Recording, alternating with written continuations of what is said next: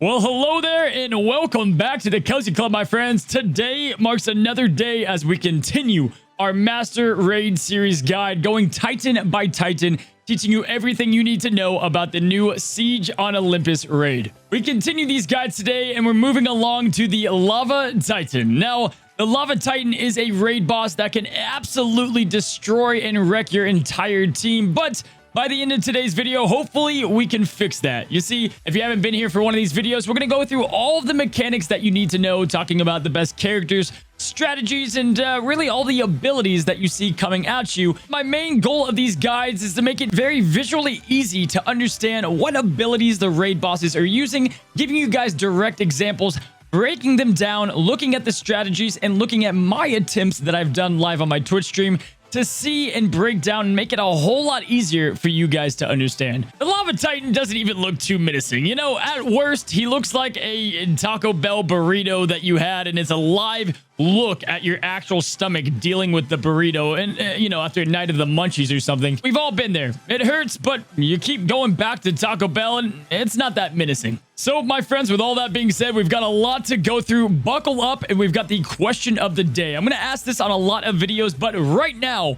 what is the hardest Titan that you have faced, and what do you think is the hardest Titan in the raid? We have a lot of raid material non-stop. We've done it all week, and we're going to continue this for the weeks to come. So if you haven't already, go ahead and support the club and just take a second by clicking that red subscribe button, and let's begin.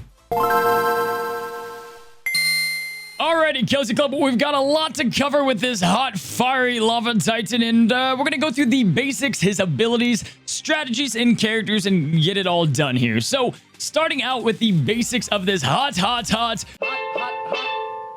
Lava Titan, we've got his health pools. Now, at tier 1, he's going to be having 7 million health. At tier 2, he'll have a whopping 7.5 million health. Tier 3, he's looking at 30 million health. And finally, at tier 4, we've got 60 million health. Now, at Heroic, at the time of filming this, we don't know that exact pool, but it's probably about 50 to 40% of the overall health pool of T4 is our best guess. Now, just like all of the other big bad raid bosses, he's going to have a bunch of complex, hard-hitting, and devastating abilities. And with this next section, we're going to go ahead and talk about these abilities, and more importantly, show visual examples so that you know exactly what's happening on the battlefield. And I tried my best to make some great graphics and combine them with gameplay to really paint out what you guys are going to be seeing instead of just one big lava-looking blob thing. Let's go ahead and check out those abilities, starting out with his basic attack, Magma Spew. His basic is going to be dealing damage and inflicting a new debuff called Scalding. We're going to get to that in a second, but if you don't have any helpful effects on the character that he's attacking, it's going to be massive because both the main character and those adjacent characters are going to be receiving Scalding, which is a big deal. And Scalding is going to be a lot like the poison debuff that we saw from the Forbidden Depths. It's not going to be curable. You can't cleanse it away. You're going to have to heal to get the fire hot off of your characters, as that lava and magma is going to be burning them away, chipping off a lot of health. And so Scalding is definitely something that you want to get rid of as soon as possible. We're going to be talking about strategy a little bit later, but right off the bat, if you've got a tank on the corner of your team, and he is probably going to have taunt and some helpful effects, just make sure that the person right adjacent to that tank is going to also have helpful effects, and that pretty much stops Magma Spew from doing anything, you know, that's going to destroy your team in the first couple of turns. To read into what Scalding does, here's the exact description. It's going to be dealing a percentage of the character's max health as damage each turn. Now, this cannot be cleansed, and the duration will be reduced by 1 each time the affected character is healed. Moving right along, Cozy Club, we've got Lava Glob, his first special that the Lava Titan is going to have access to. This is also another single target attack that can also do things to the adjacent teammates that you have. Let's go ahead and check it out. This move is going to be hitting your character no matter what. It's unavoidable. There's nothing you can do here, and Scalding and all the helpful effects on your character are going to be gone. It purges all of them instantly from most likely your tank taking the main shots. On top of that, you can be inflicted with both heal block and helpful immunity, which can be absolutely crucial if you're not able to cleanse it. Make sure you get that helpful immunity off as quickly as possible, because the more harmful effects that your team has, the worse off they are. We'll get to that with this passive, but this guy's all about helpful and harmful effects. And the more harmfuls you have, the more you're going to take damage, and the more helpfuls you have, the more damage you're going to be able to take and dish out. Now, lastly, the second part of this ability, you're going to have a chance, as it says in the description, to also be able to purge the helpful effects of your teammates adjacent from that main target. And then it says it's going to have a chance to inflict damage. I don't know why it just doesn't say damage characters. Inflict damage makes it sound like a debuff, but you get the point. They're going to either lose their helpful effects if they're adjacent from the main target, and they might take some damage as well. Listen here, Cozy Club. All raid bosses have that big kahuna attack, you know? Like, all NFL teams have that big play. All fighters got that one punch, you know? The Lava Titan has it too, and it is Molten Eruption. Molten Eruption is going to be dealing some non-avoidable damage to all of your team. This is a big attack, and it's going to be dealing more damage, like we said earlier, for each harmful effect. In addition, it'll deal less damage for each helpful effect on your team, and you're going to be inflicting scalding on all teammates and purging all helpful effects. Now, I know, Cozy Club, it's a lot. You got all those helpful effects out there to try to, do more damage and take less damage, but Molten Eruption gets rid of all of those effects. Now, it takes some time for him to get this move, but getting the scalding on you and losing all those helpful effects can be absolutely devastating. So you want to try to save your big-time AoE cleansing like Baymax or Pocahontas and healing for this move altogether. Both of those characters will be great to get rid of the scalding and all these harmful effects, and in addition, all the continuous damage that he's going to bring with his passive ability. Now, time for some good news. After he has used the big kahuna, right, he's got to recharge, and he's going to become staggered. And what staggered is the same as the Phase 4 Ursula staggered, where he's going to be kind of down in the dumps, and your whole team can hit critical hits back after back on this guy. However, the bad news is, once he does get a turn again, he's going to become empowered. So, not only can the Lava Titan become empowered by taking too much damage, but at the same time, if he uses this ability, he's going to become empowered anyway after you've dealt the big chunks of damage. Now, that's a big problem, but let's go ahead and talk about this for a moment. You're going to be able to dish out a lot of damage, and for those that have been kind of playing for a while and later into T4, and it's probably especially the heroics, you're going to hit that damage number from the empowered anyway by the pure damage, which looks to be about 300,000 damage to begin with, before he gets Molten Eruption. Either way, you can get some big time damage, and if you kind of time it out to do your damage the correct way, after he uses it and after you get Molten Eruption down, you want to try to get as much damage before that, have him use this ability, have him be staggered, and then just wail away with critical hit after critical hit. Lastly, for the ability section, let's move on to his passive abilities that he has, and it's about the same as some of the other Titans, with a few main changes. Now, as for the Beneath the Seas of Dataris, guys, the insta-kill, the one thing we're starting to take away after, doing this for a while and getting a full run at the raid with over 20-something attempts is, unlike the Ursula raid, you're not going to get insta-killed to death. Like, you're not going to lose your whole team to insta-kills. These guys are just going to wipe them out. Like, you're going to lose if you go to an Empowered Titan before the insta-kills get you, which I actually am a fan of rather than just having a character poof away. You only have to worry about this about one time, and again, the Lava Titan decides who he wants to kill, and then you'll have to adjust your run from there. Moving on to Congealing Surface, guys. This is going to be a big one. Continuous damage and scalding. Deals bonus damage unless the character is inflicted with slow.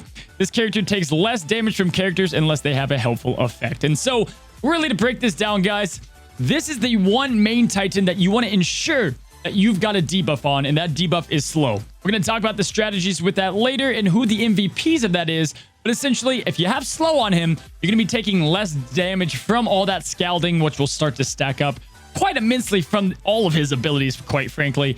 And in addition to that, if you don't have a helpful effect, this guy's going to take less damage. And so, you kind of already guessed it. Slows, helpful effects, big deal, and that is what's going to be probably the biggest piece of our strategy piece here in just a minute.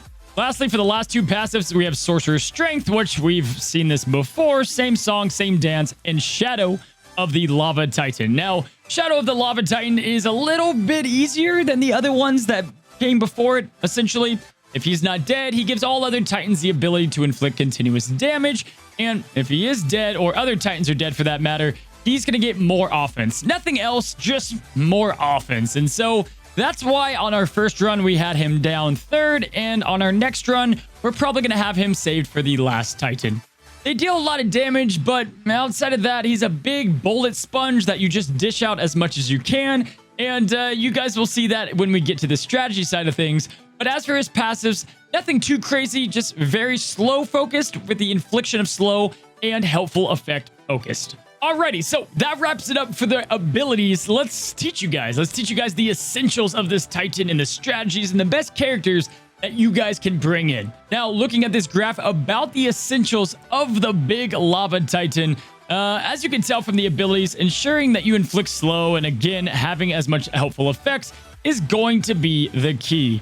He's a lot like Glut in the way that he works out and the way that the damage runs work out. He's a little bit more forgiving. Obviously, harmful immunity is going to be massive, and if you can go ahead and stack a fair amount of at least one damage dealer, one person that gives AoE buffs or a lot of buffs, somebody that can cleanse, and in addition, somebody that can heal, adding all those ingredients together is going to give you the best damage possible. All right, so by now, we get the essentials, we get the abilities and the basics of the Lava Titan. Let's talk characters and let's talk everything you need to know about, what to take in and some of the best teams that I have found so far. Unlike the Tornado Titan, if you guys have seen that guide, he takes a lot of mechanics and you want to make sure you're having summonable units on the field and all these different things. The Lava Titan is a lot easier to manage. You just want to make sure you got the right characters on your team, and that'll depend by your roster and what you have available. Let's go ahead and kick this thing off with the characters and just talking about what are going to be the most important pieces to plug in there. And yet again, for the most part, guys, free to play. I got to tell you guys, for the entire raid, a lot of free to play options for all the Titans, quite frankly, but especially for the Lava Titan. Starting out, let's talk about characters that can give helpful effects to a mass amount of characters at once, as that is very important for this guy, trying to get them off as they're going to continually get purged, and you have to have them to deal more damage and take less damage. Who can pump out a mass amount of helpful effects? Here is a good list of them, but not all of them. We've got Prince Eric being the MVP, giving defense up and crit immunity to absolutely everybody. In addition, you have Mickey Mouse, who can give defense up and attack up to all allies. Violet with shields and defense up. Pain and Panic is great for the villains runs. When they get hit, they can give villains a buff. Gaston has defense up and AoE turn meter. Gotta love him for that spot as well. Woody is one of the kings of this raid, giving away haste and crit damage up. In addition, he can also inflict slow. Triton is amazing with Triton's Boom, with cleansing as well and giving AoE buffs. Baymax giving out continuous healing and being able to cleanse and heal at the same time. Miguel can flip debuffs to buffs. This will be great after he does Molten Eruption. Corella, we'll talk about her on a team, but she's going to be essential with both buffs and debuffs. Gadget, a little bit harder to get, and Fix-It Felix. Now, keep in mind, they're buff-heavy teams like Frozen that continually apply buffs to your team a ton, and so we'll get to those in a minute, but you don't have to have AoE buffs. They're just somewhat important to have to ensure that you have as many buffs as possible flowing out there. Now, next up, to wrap up the characters a bit, let's talk about Slow. Slow can be kind of inflicted through many of ways. You can do Snow G's, the spell, but also there's some great characters out there, plenty of them for that matter, that can inflict slow, and some great ones at that. You want to ensure you have somebody that does slow on your team. Obviously, Gantu, Honey Lemon, Oogie Boogie being a Sorcerer's Chosen is amazing for slow. Moana can inflict slow and do amazing paddle smacking with it. Sally, Sorcerer Mickey, Stitch, Woody, like we said before, Judy Hopps, and Maui. Are you still with me, right? So we got slow, very important, and helpful effects, very important. Let's talk about the MVPs of this phase and who I think are some of the best characters. Let's start this list with Daisy, Donald, and Mickey. Now, Daisy and Donald are helpful effect machines, and Daisy is one of the single best characters for this specific phase because she extends helpful effects, so she's amazing in that regard. Donald Duck has a great taunt and really is one of the best characters just overall in the raid. And then Mickey Mouse, as we talked about before, can do so much with healing. He can also give out AoE buffs. Great kind of tri-team there. Let's look at some other duos and trios that do phenomenal. Now, Hercules by himself, I like having Hercules and Meg because Meg gets Hercules to really just amp up his damage numbers. And Hercules, we're going to talk about him plenty on the course of all this raid coverage. But Hercules can just... his whole kit is built around being successful in most of the phases outside of, the summons. He has Protect, so he continually gets helpful effects, and he can take so much aggro from the Lava Titan.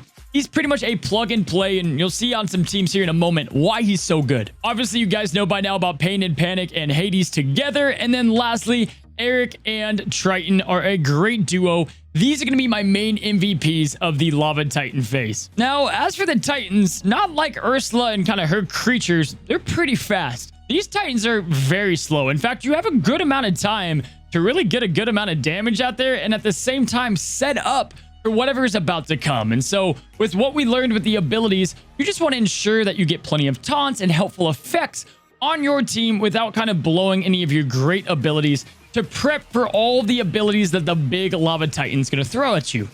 The main thing to watch out here for, guys, is you're going to have some characters get a couple of turns before the Lava Titan even takes his first turn.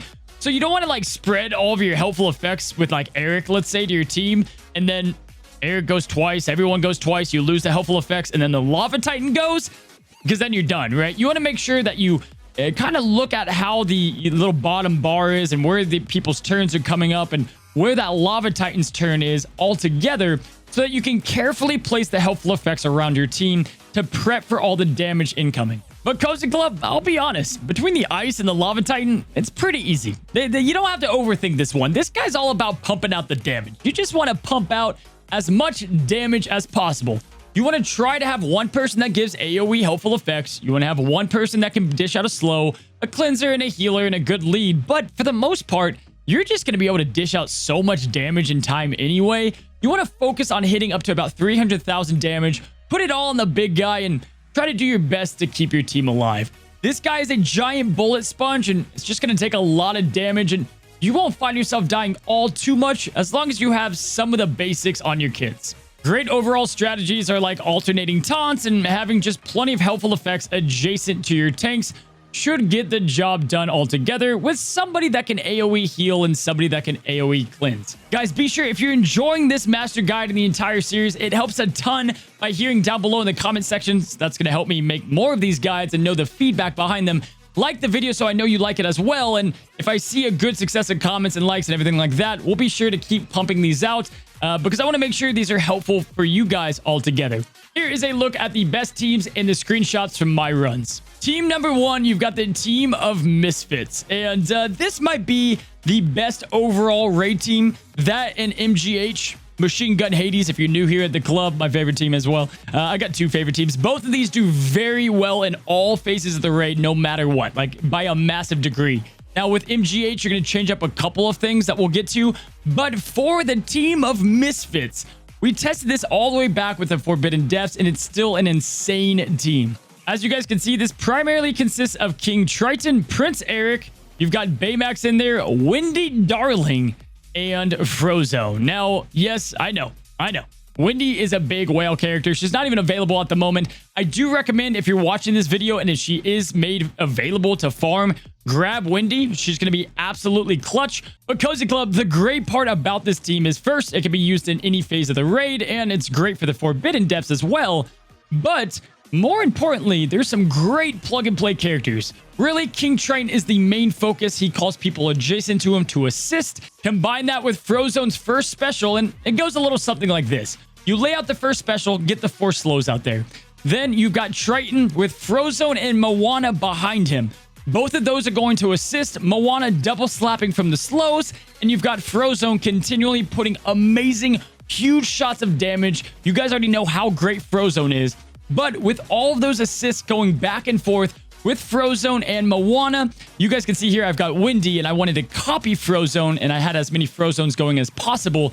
But Moana is an amazing character to plug in here as well, dishing out some insane amount of damage. If you're struggling with like what team to go after, this is the one. Frozone, Moana, Triton, plus like any tank and cleanser. Prince Eric and Baymax do both of those jobs very well. Or Wendy Darling to shadow the heck out of either Moana or out of Frozone to dish this damage without pretty much any question. You're going to get some insane 300 to 500k runs from this team, and it does a really good job overall. And to give you guys even more diversity, look for someone that can call for assist. A Barley, Bell, have Frozone in that special spot and have Frozone called all the time. This is all about getting Frozone to hit as much as possible while they're slow on the Titan, and have Moana with the double smacks. Team number 2, you can see the screenshot, is the Mythicals. And, you know, Philly cheesesteaks, Phil was just hot freaking garbage dumpster fire here. He was terrible. We're not going to use him again, but the same premise lies. We've got Mega in here mainly to support Hercules with just buckets of basic attacks, dealing insane damage as you guys can see. The big time sword coming in for the big nuka damage, and then of course the pillar. In addition, we have Horn King plugged in there as our SC for the damage, and Miguel provides great speed, cleansing, and healing as well. Now, you can put in another cleanser or another healer in this team for even more dependable runs, but this mythical team is just... it's all led through Hercules, man. That guy, he just carries the torch, and this is a great team to run in this phase. Now, at this point, I feel like Machine Gun Hades, that whole villains team, they're just going to get their own video. Now, Corella is very rare to have, but if you happen to have Corella, it just makes Machine Gun Hades just turn up to 11. Hades is all about these special attacks, and Corella fits perfectly. Just absolutely perfect puzzle piece in the lava phase. And when heroics come around, this might be the team that I run. You're going to have Corella that can sacrifice an eel. That's going to give defense up to everybody on the field that are villains. And in addition to that, it's also going to heal everybody. So you're getting helpful effects, you're getting healing, and you're getting crazy damage. Now, for the majority of you guys that don't have Corella, you can plug in Frollo here for the extra assist calling of Hades. And there's about a... really any villain fits in well. Gaston's going to do a good job here. Davy Jones. Look at your roster and plug in that last spot for the villains. Just make sure you bring in Shadow to copy Pain and Panic. Lastly, quickly, 2 other teams that excel very well in this phase.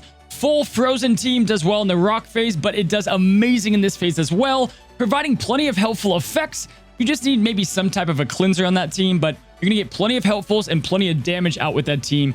And you'll be surprised how much the full Frozen team can dish out and deal out, with Olaf being the Sorcerer's Chosen. And then we've got Ian and Barley. Now, I've got them with the Adventurers. They don't have to be with the Adventurers, but Ian continually lies so much damage on the field. And as you guys can see here, I mean, he was really just dishing it out, man. Throwing the big punches, man. I don't know if this Lava Titan was like responsible for Ian's death of his father. I don't know, but man, Ian just lays out the haymakers in this battle. And Cozy Club, that's going to do it for us. That is everything that you need to know about the Lava Titan. Pumping out the damage, all the strategies, the best teams, and everything that I can equip you guys with, and the knowledge that you guys need to have to do the best job possible. Guys, I'm excited to see how you do overall. Put down below in the comments, what are your best teams for the Lava Titan?